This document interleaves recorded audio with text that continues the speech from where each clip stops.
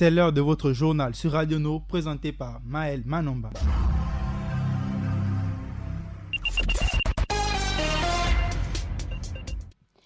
Assalamu alaikum auditeurs de Radio No, voici les titres de votre édition d'information. Le Premier ministre chef du gouvernement gabonais, Julien Kouré-Békalé, a reçu en audience mardi dernier successivement les ambassadeurs de France, de Chine, du Maroc et celui de la Turquie. Dans cette édition d'information, vous aurez le contenu de ce ballet diplomatique.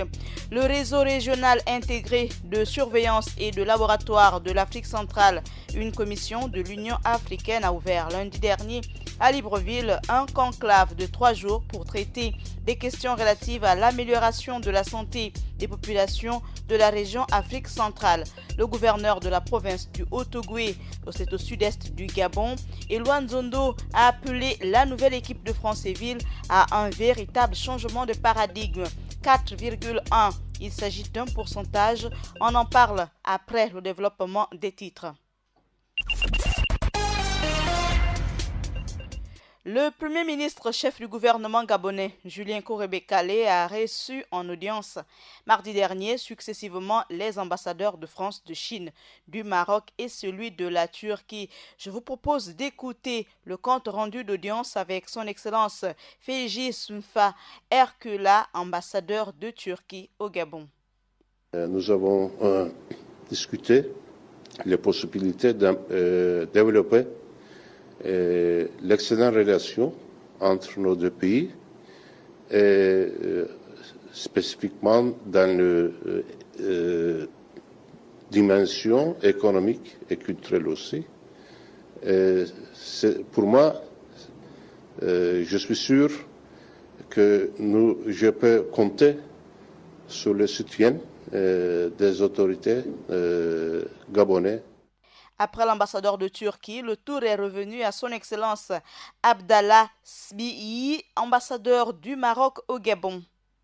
Nous avons échangé sur les différents accords de coopération signés entre nos deux États, accords qui portent notamment sur les domaines de la formation et du développement humain, qui constituent des mesures sociales phares. La célébration du Nouvel An chinois était au cœur des échanges entre le Premier ministre, chef du gouvernement gabonais, et l'ambassadeur de Chine, Shi Yu Shangsu, que je vous propose d'écouter. Je saisis l'occasion d'abord pour lui transmettre un message de félicitations adressé par son homologue chinois, son Excellence Li Keqiang, à l'occasion de sa prise de fonction. Et puis, l'occasion m'a offert, juste pour faire un tour d'horizon sur tous les projets de coopération entre la Chine et le Gabon. Philippe Autier, ambassadeur de France au Gabon, était de la partie au cabinet du Premier ministre. Écoutons-le. La relation bilatérale est bonne et nous entendons continuer à la développer et à l'enrichir. Elle est bonne dans tous les secteurs. Le gouverneur de la province du Haut-Ogooué, c'est au sud-est du Gabon, Eloane Zondo, a appelé la nouvelle équipe de Franceville à un véritable changement de paradigme, opérer une véritable mutation dans notre façon de voir et de faire afin de tirer vers le haut, vers la prospérité de notre chère capitale provinciale Franceville, a lancé M. Nzondo durant sa visite de terrain mardi dernier à l'hôtel de ville et au célèbre carrefour Potos, lieu le plus attractif de la ville où un marché anarchique s'est créé depuis l'incendie du marché municipal, désormais en construction il y a bientôt 2 ans.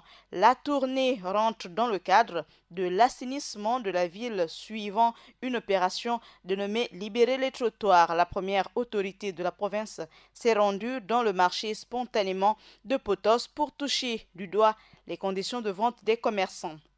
On revient à Libreville pour parler du réseau régional intégré de surveillance et de laboratoire de l'Afrique centrale. Il s'agit d'une commission de l'Union africaine qui a ouvert les travaux lundi dernier. Il s'agit d'un conclave de 3 jours pour traiter des questions relatives à l'amélioration de la santé des populations de la région de l'Afrique centrale. Au cours de ces séances de travail, il sera précisément question de passer en revue les progrès et les défis de la mise en œuvre du RISLNET, de réviser le plan d'action du bureau du réseau, d'examiner les rôles et les responsabilités du bureau et assurer la synchronisation des activités de ce réseau avec celles du centre en collaboration du côté de la régionale de l'Afrique centrale, sise à Libreville. Les représentants des pays qui prennent part à cette réunion sont ceux de la République du Congo, de la République du Burundi, de la République du Tchad,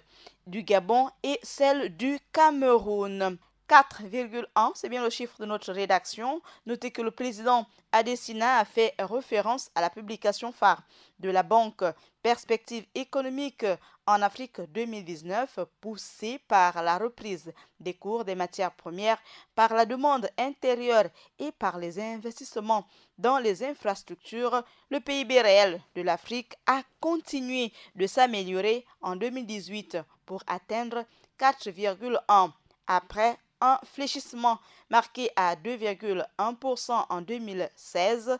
La banque table désormais sur une croissance de 4% cette année et sur 4,1% en 2020.